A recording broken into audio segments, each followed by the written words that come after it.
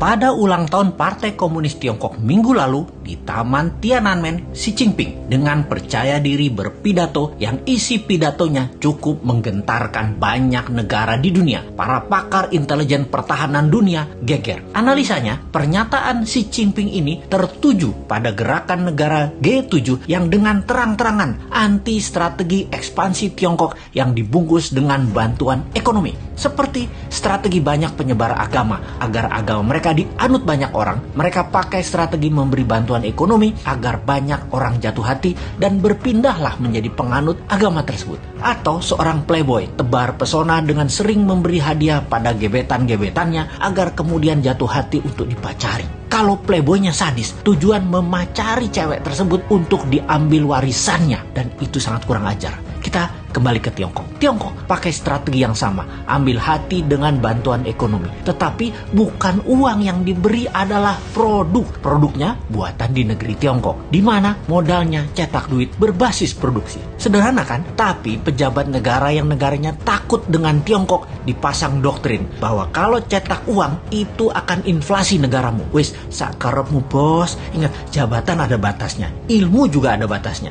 Hanya kebodohan yang ada batasnya. Nanti New Mind pakai strategi sama, memberi. Kalau sekarang kita lanjut dengan G7 yang anti strategi Tiongkok dan akan mempunyai program B3W yang menyediakan anggaran 10 kali anggaran Tiongkok ekspansi ke luar negeri. Kalau New Mind jadi, kita nggak pakai keduanya, kita main sendiri. Wis, pinter kalau urusan dalam negerinya. Ke luar negerinya, kedua pihak G7 dan Tiongkok kita mainkan. Lalu Xi Jinping mengatakan akan melakukan 3 hal. Memenggal kepala negara yang melawan dan membuli dan membuat masalah dengan Tiongkok. Tiongkok akan membangun 100 silo. Silo adalah tempat peluncuran nuklir warhead roket. Kemudian akan mengambil secara utuh kembali, yaitu Taiwan, Macau, dan Hong Kong. Ini agresi militer niatnya. Biden, pemimpin Amerika, gemetar. Dan Biden mengajak Tiongkok, Rusia, dan Amerika untuk membuat pertemuan 3 negara. Di sini, perebutan global power mulai dicanangkan. Ini serius. Kalau Anda nasionalis dan patriotis NKRI garis lurus, kita membahas negara mulai dari sini. Kita menengok sejarah dunia dalam masalah perekonomian dunia. Tiongkok sejak 3000 tahun yang lalu adalah wilayah perdagangan dan produsen terbesar di dunia. Di zaman Bizantium, Konstantinopel, ada Alexandria misalnya. Banyak lagi wilayah yang sudah lengkap bentuk negaranya dan makmur. Semuanya berdagang dengan Tiongkok. Baru dalam 200 tahunan ini, Tiongkok kalah dagang dengan dunia barat karena kemajuan teknologi yang pesat di Eropa dan Amerika. Hingga Amerika kemudian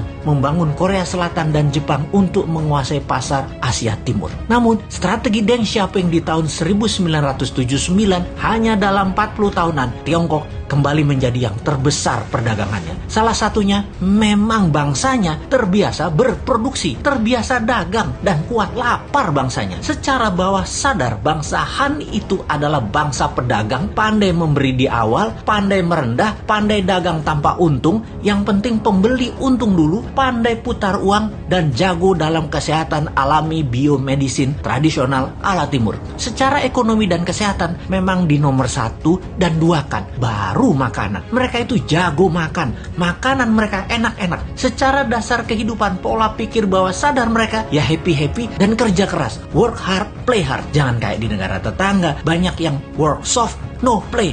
Ai mate dah lu.